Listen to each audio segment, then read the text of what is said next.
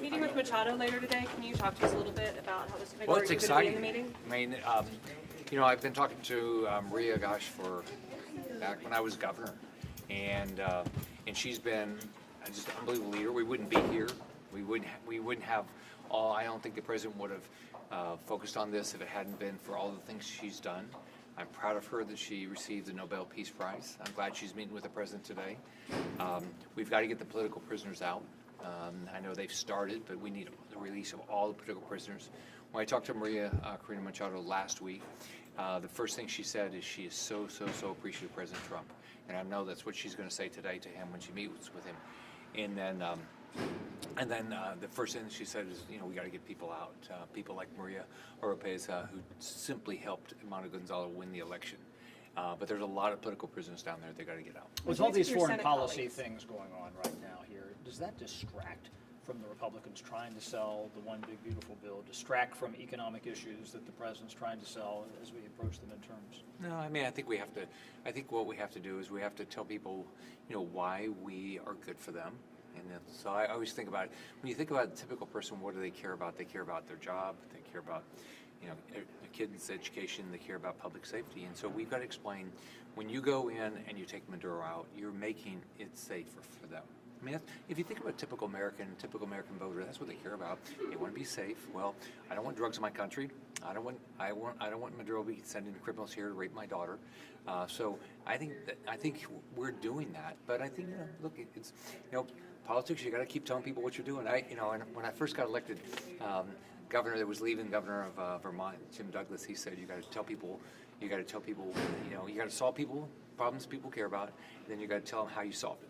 So that's what we have to keep doing. What do you hope is the result of this meeting? Is this the first step for Machado to become the next president of Venezuela? Well, I think she's clearly going to become the president. I think the transition. I think that clearly Trump and Marco Rubio have a transition plan. And we know we'd all like it to happen in a day, but we are making progress. If you look at it, the political prisoners are being released, maybe not fast enough, get them all released.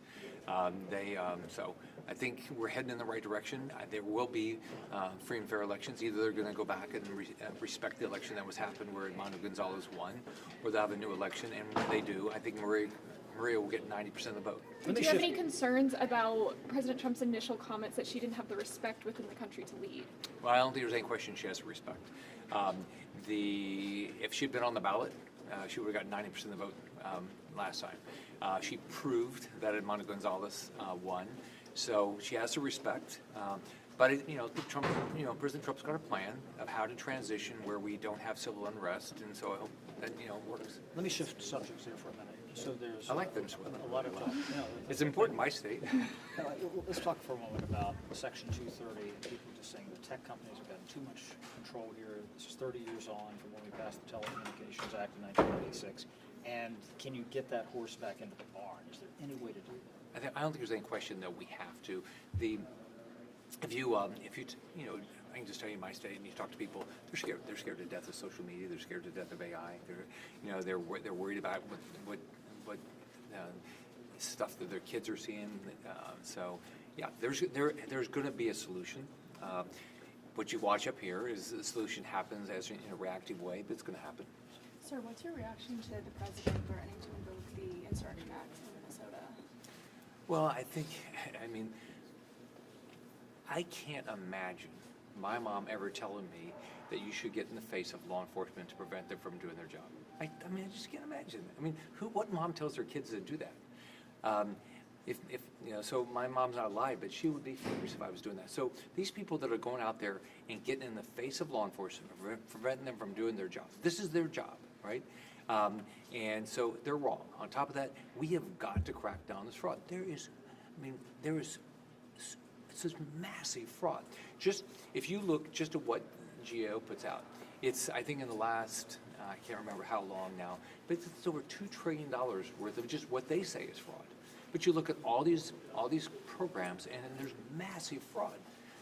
But if law enforcement is doing their job, don't get in their way. Nobody wants somebody to get hurt. So would you consider Thank this you. to be an insurrection? I think we've got to. I think the president should be doing everything he can to make sure we enforce the laws. So you support that? Thank you. So, Thank you thanks. very much. Thank you. Appreciate it.